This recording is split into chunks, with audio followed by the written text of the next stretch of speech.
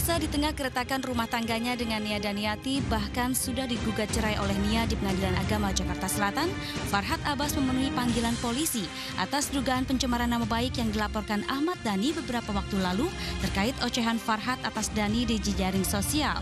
Itulah sebabnya Senin siang kemarin Farhad Abbas datang ke Polda Metro Jaya guna menjalani pemeriksaan. Laporan pidana kita untuk segera Dhani dipanggil juga. Kemudian hari ini juga saya pemeriksaan sebagai saksi atas laporan Dhani ya. Itu ada beberapa pertanyaan terhadap saya tentang tweet-tweet saya. Saya katakan itu berdasarkan kepentingan saya, itu adalah fakta, realita, solusi, kemudian memang kenyataan seperti itu.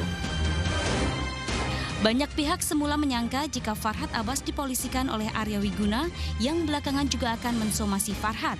Namun ternyata urusan polisi ini berkaitan dengan kasusnya dengan musisi Ahmad Dhani.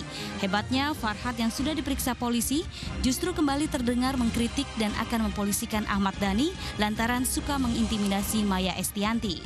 Ya, kepentingan saya hari ini ada dua. Satu sebagai saksi laporan Dhani, satu sebagai saksi juga korban sebagai laporan saya terhadap Dhani. Selama ini kan bahwa saya kan selalu membalas karena itu kan ada teror-teror intimidasi dari Dhani dulu. Saya mengatakan bahwa Dhani durhaka sama Maya. Ya durhaka karena hak anaknya sudah diserahkan kepada dia, tapi dia nggak becus, nggak beres mengurusin anak sehingga anaknya bawa mobil, melanggar aturan, melanggar undang-undang sehingga terjadi korban tabrak 7 tewas. Sebagai kuasa hukum nggak mungkin lah ada perintah untuk menghujat itu kan nggak? Iya nggak ada memang. Dan itu kalau misalnya Farhad tidak bisa membuktikan bahwa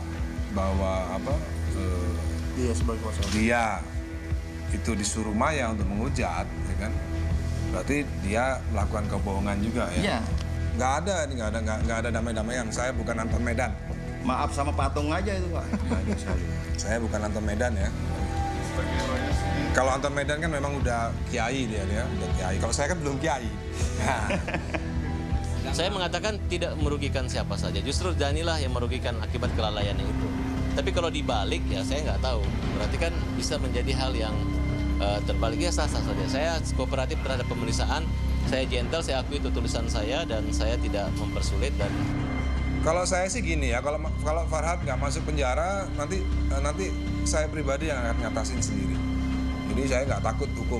Kalau misalnya Farhad tidak masuk penjara, saya akan cari dia, saya akan pukulin sendiri. Kalau misalnya polisi tidak bisa melakukan tindakan hukum yang benar.